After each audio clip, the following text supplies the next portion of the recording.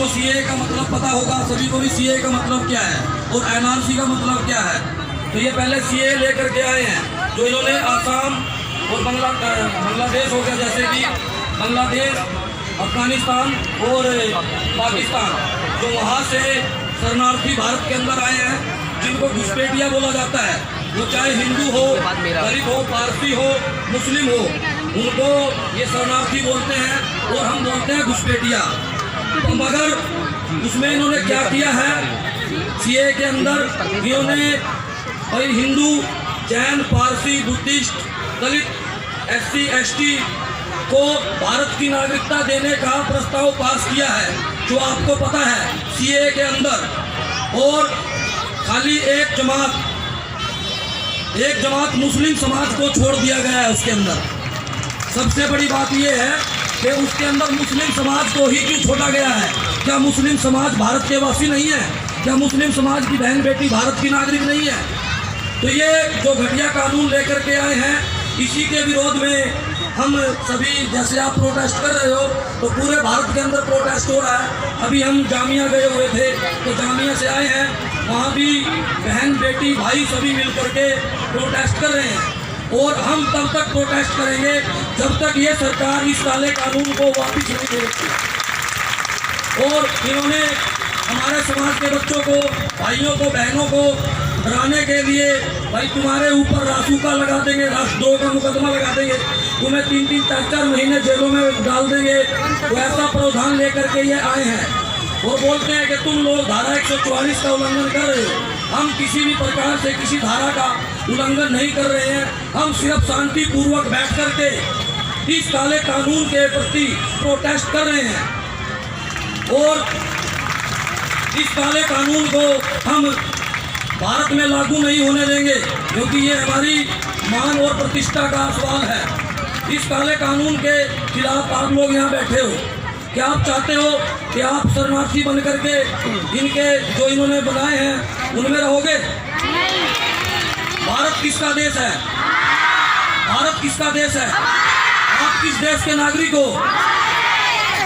भारत के नागरिक हैं, हिंदुस्तान नहीं, हम भारत के नागरिक हैं। सबसे बड़ी बात यह सीख लो, आप अपने आप को क्या कहना चाह रहे हो, क्या कर रहे हो। सबसे बड़ी बात है, ये आपको बोलेंगे, ये आपको गलत बोलेंगे और उसी को आप आगे चालू कर रहे हो।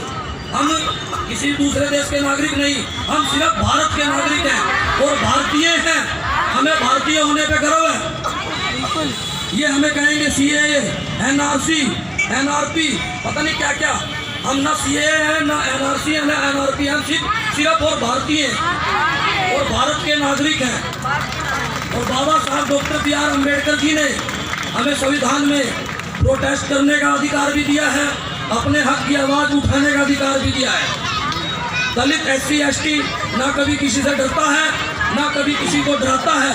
और अगर फिर भी ये लोग हमें डराने धमकाने का काम करेंगे, हमारी माँ बहन बेटी की इज्जत में हाथ डालने का काम करेंगे, तो इनके हाथों को काटने का काम संपूर्ण समाज, संपूर्ण दलित समाज करेगा। ना हम किसी से डरते हैं, ना हम किसी को डराते हैं।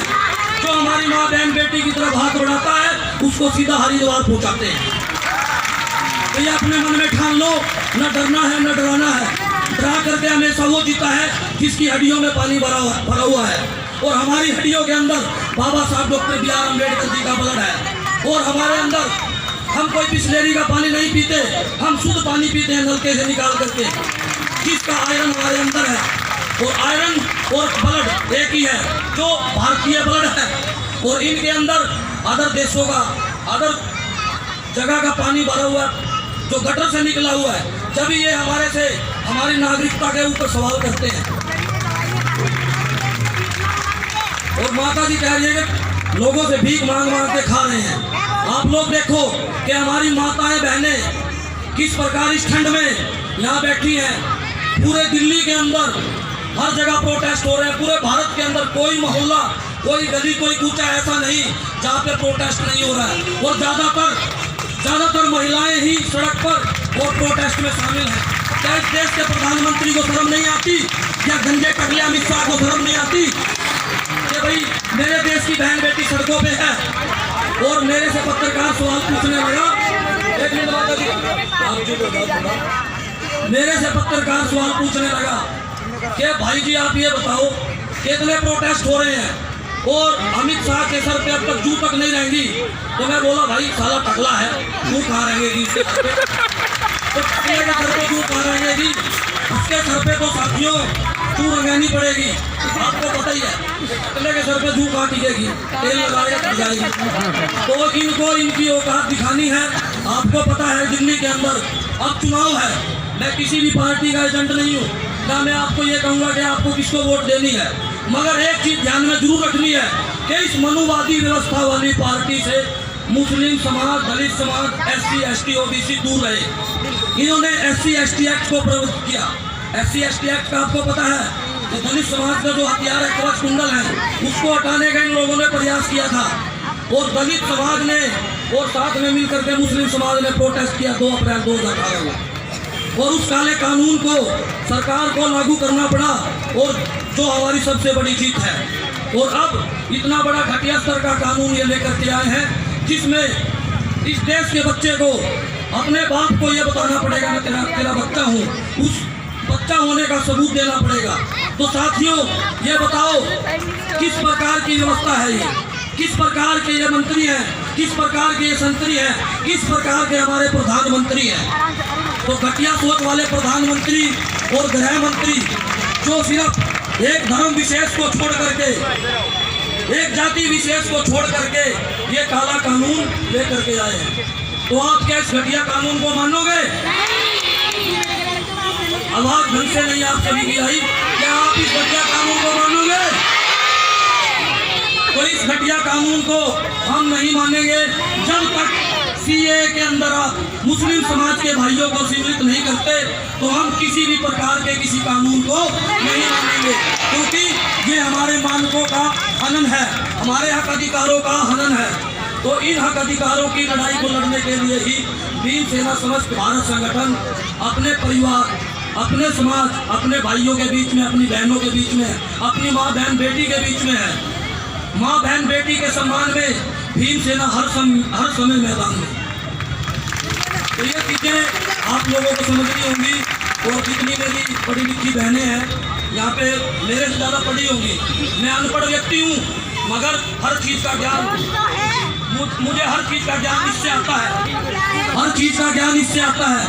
गूगल के ऊपर इन्होंने हर चीज़ अपलोड कर रखी है, तो गूगल से उठा करके ये देखो कि CAA का मतलब क्या है, किस प्रकार इन्होंने हमारी नागरिकता को छीनने का प्रयास किया है। बच्चा पैदा होता है, क्या बच्चा कैसे साबित करेगा, उसकी माँ कैसे साबित करेगी, आप खुद सोच सकते हो। हमारे तो बिना पढ़े समझ में ये आ गया, हमारा देश भारत है, मैं बार बार आपको बता रहा हूँ, हमारे देश का नाम भारत है और हम सब भारतीय हैं। ये जो घटिया मानसिकता RSS की है वो आप अपने आप ही फैला रहे हो, ये कमी आप लोगों की है। इस कमी को आप लोग दूर करें कि हमारे देश का नाम क्या है। हमारे देश का नाम भारत है और हमारे देश का कोई नाम नहीं, हम सब भारतीय हैं। ये लोग भारत को हिंदू राष्ट्र बनाना चाहते हैं, ये आपको पता है, और आप लोग अपने आप ही स्वीकार कर रहे हो। तो ये आप लोगों को बार बार क्या चीज समझाएं, हम सबसे पहले भारतीय हैं और भारत के नागरिक हैं, और भारत देश के अंदर माँ बहन बेटी का सम्मान होना चाहिए। इन्होंने क्या किया, इन्होंने 3 तलाक लेकर के आए, हम लोगों ने मान लिया। सुनो ध्यान से, 3 तलाक लेकर के आए, मान लिया चलो भाई बहन बेटी का सम्मान नहीं हो रहा है, गलत हो रहा है, हमने मान लिया। उसके बाद धारा 370A लेकर के आए, चलो भाई वो भी मान लिया। उसके बाद बाबरी मस्जिद जो मुस्लिम समाज की धरोहर है, जो जमीन सदियों से मुस्लिम समाज की थी, वो भी हमने मान लिया कि देश में शांति रहे, अशांति ना फैले, कोई बात नहीं, वहाँ पे मस्जिद बने या कुछ बने कोई मतलब नहीं। फिर भी मेरे देश का नौजवान मुस्लिम दलित SC ST शांत रहा, देश के अंदर कहीं भी दंगा फसाद नहीं हुआ। मगर अब इन्होंने हद कर दी है। अब हम कहाँ से इनको सबूत दें? जो घर के बच्चे हैं उनको अपना सबूत देना पड़ रहा है कि मेरा बाप ये है, और जो गोद लेकर के ये पाकिस्तान से आ रहे हैं, अफगानिस्तान से आ रहे हैं और बांग्लादेश से आ रहे हैं, उनको ये गोद में लेकर के लॉलीपॉप चढ़ाने का काम कर रहे हैं। तो ये बातें आप लोग समझो कि जो घर के बच्चे हैं उनको अपने कागज प्रस्तुत करने पड़ रहे हैं, और जो बाहर से आ रहे हैं उनको ये सर पे उठा रहे हैं और गोद में डुला रहे हैं। तो आप अपने बच्चों को प्यार करोगे या दूसरों को प्यार करोगे? और दूसरी बात ये है, एक धर्म विशेष को ये छोड़ रहे हैं सीएए में। क्यों छोड़ रहे हैं भाई? जब आप बोलते हैं हम भारत देश के नागरिक हैं, भारत देश के प्रधानमंत्री हैं, फलाना है ढिमकाना है, तो एक धर्म विशेष, एक जाति विशेष के व्यक्तियों को क्यों छोड़ा जा रहा है? और जिस प्रकार से अब मुस्लिम समाज की धरोहर, दिल्ली के अंदर कितनी धरोहर मुस्लिम समाज की है, जिसका हजारों करोड़ों रुपए का चंदा कौन खा रहा है? सरकार खा रही है। वो किसकी देन है? जिस लाल किले के ऊपर माननीय प्रधानमंत्री नरेंद्र मोदी जी झंडा फहराते हैं, क्या उसके बाप ने लाल किला बनवाया था? लाल किला भी मुस्लिम समाज का बनाया हुआ है और बनवाया हुआ है, जिस पे फकर से वो झंडा लहराते हैं। भारत के सभी जितने भी प्रधानमंत्री बने हैं वो मुस्लिम समाज की धरोहर के ऊपर जाकर के भारत देश का ध्वज लगाते हैं, और जिसको हम शान से कहते हैं ये भारत देश का ध्वज है। और जो सातवां अजूबा बोला जाता है ताजमहल, ताजमहल किसने बनवाया? क्या अमित शाह के बाप ने बनवाया? वो क्या मोदी जी के बाप ने बनवाया? वो भी तो मुस्लिम समाज ने बनवाया होगा। तो फिर ये किस प्रकार से मुस्लिम समाज को प्रताड़ित कर रहे हैं? कुतुब मीनार से लेकर के हजारों स्मारक हैं। वो देश के मुस्लिम राष्ट्रपति हुए जो भारत देश के एपीजे अब्दुल कलाम, जो भारत देश को इतनी बड़ी शक्ति दे करके गए। आपको पता होगा हमारे देश के अंदर जो परमाणु शक्ति और जो बड़ी बड़ी मिसाइलें किसकी देन है? वो भी मुस्लिम समाज की देन है। और आज मुस्लिम समाज को भारत का नागरिक होने के सबूत प्रस्तुत करने पड़ रहे हैं। तो इससे बड़ी विडंबना क्या होगी?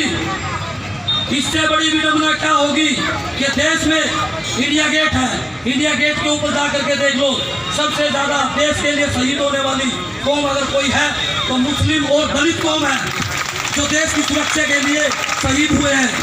मगर फिर भी हम इस देश के नागरिक नहीं हैं, क्योंकि ये लोग बोल रहे हैं हम कहाँ से सबूत लाएं 1971, 72, 73 के। हमारे पास कौन सी जमीन है, कौन सी जायदाद है, कौन से किले हैं, कौन सी खेती बाड़ी है जिसके सबूत हम इनको दें? ये चीजें आप जानो, ये चीजें आप लोगों को जाननी होगी, जब भी आप लोग आगे किसी को बता पाओगे। पत्रकार सवाल पूछते हैं सीए तो अभी, एनआरसी तो अभी आई नहीं। अरे सीए तो आ गया, सीए में मुस्लिम समाज को भी छोड़ दिया, तो ये तो पकड़ो पहले बात उनकी। भाई सीए आ गया तो सीए में मुस्लिम समाज को भी छोड़ा गया। क्या मुस्लिम समाज के व्यक्ति इस देश के नागरिक नहीं है? जब आप दूसरे देश के नागरिकों को नागरिकता देने का काम कर रहे हो, उनको गोद में लेकर के दूध पिलाने का काम कर रहे हो, और सिर्फ मुस्लिम समाज को ही एंटी टेररिस्ट इत्यादि कहा जाता है, क्या दूसरे देश से आए हुए हिंदू, दलित, SC, ST वो टेररिस्ट नहीं हो सकते? वो हमारे साथ विश्वासघात नहीं कर सकते? क्या खाली मुस्लिम समाज ही विश्वासघात करता है?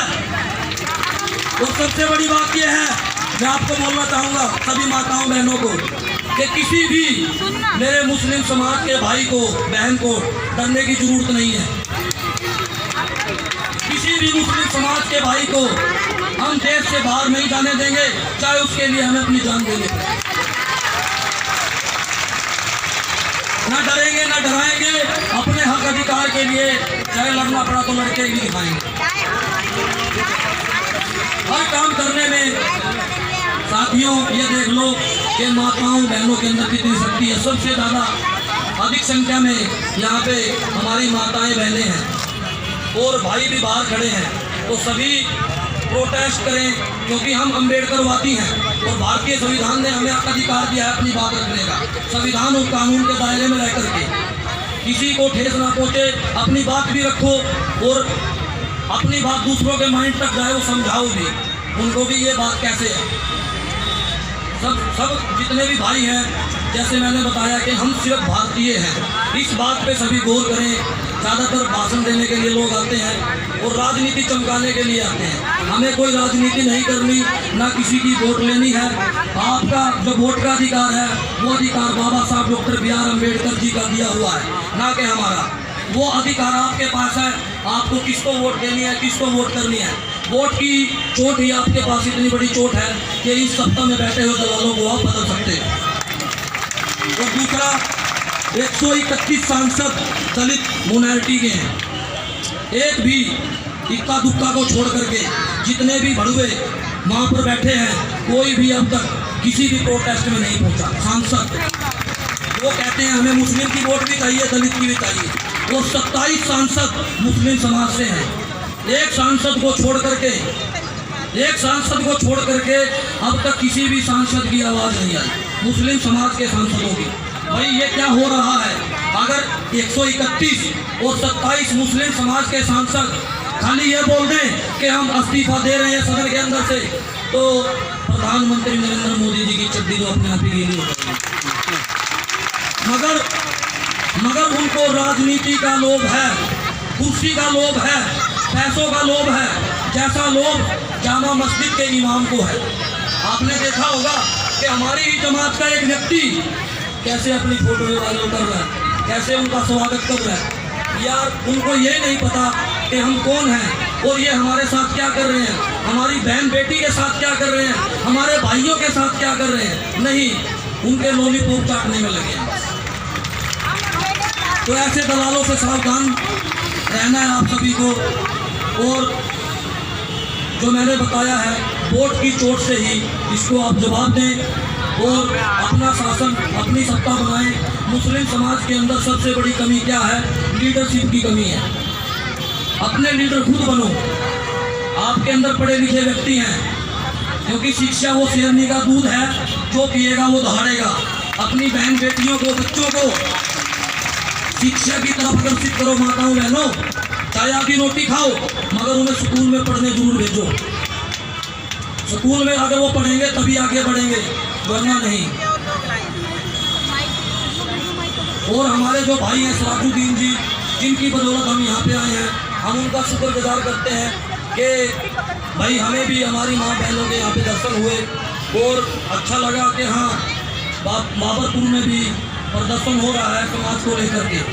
तो यह प्रदर्शन जब तक जारी रहेगा, जब तक हमारी मांगे मान ली नहीं जाती। और शासन प्रशासन में बैठे हुए अधिकारियों को भी मैं बोलना चाहूँगा कि हमारा प्रदर्शन शांतिपूर्वक ढंग से चल रहा है, इसमें किसी प्रकार का कोई भी अड़ंगा डालने का प्रयास नहीं किया जाए। अन्यथा दलित, SC, ST, OBC, आदिवासी और सिख मुस्लिम समाज पता नहीं क्या कर सकता है। ये उनको समझना चाहिए। बस ज़्यादा नहीं बोलूँगा, सिर्फ थोड़ी बात में ही अपनी बात खत्म करूँगा कि हमारी माँ बहन बेटी के ऊपर अगर गलत नेगेटिविटी हुई तो फिर उनको पता ही है कि हम क्या कर सकते हैं। नोट नहीं लेंगे माता जी, हम वो जहाँ से निकले हैं वहीं पे गाड़ देंगे। तो इन्हीं सभी बातों के साथ मैं अपने बड़े को विराम देना चाहूँगा। पढ़ो और आगे बढ़ो। सभी माताएं बहनें अपने बच्चों को पढ़ाएं, शिक्षा की तरफ आगे बढ़ाएं और अपने लीडर अपने आप बनो, अपने समाज को आगे बढ़ाओ। माँ बहन बेटी को स्कूल की तरफ भेजो, शिक्षा की तरफ भेजो। शिक्षा शेरनी का दूध है, जो पिएगा वो दहाड़ेगा। ये चीज़ सीखो। बाबा साहब डॉक्टर B.R. अम्बेडकर ने शिक्षा को क्यों बोला है? क्योंकि जब हम शिक्षित बनेंगे तभी हम आगे बढ़ेंगे, तभी हम इनकी बातों का जवाब दे पाएंगे। जब हम शिक्षित ही नहीं होंगे, हमें क्या पता क्या CA है, क्या NRC है, क्या PNRC है। इन बातों का पता कैसे लगेगा? अब शिक्षित हो गए हैं तभी तो मेरी माताएं बहनें बैठी हैं। आईफोन हमारे हाथ में आया है तभी तो हमारी माताओं को, बहनों को, जो बहन पढ़ी लिखी हैं, भाई पढ़े लिखे हैं, उनके माध्यम से पता चला है, तभी हम इस प्रोटेस्ट में बैठे हैं। तो सभी बहनों को दोबारा से जय भीम, जय भीम।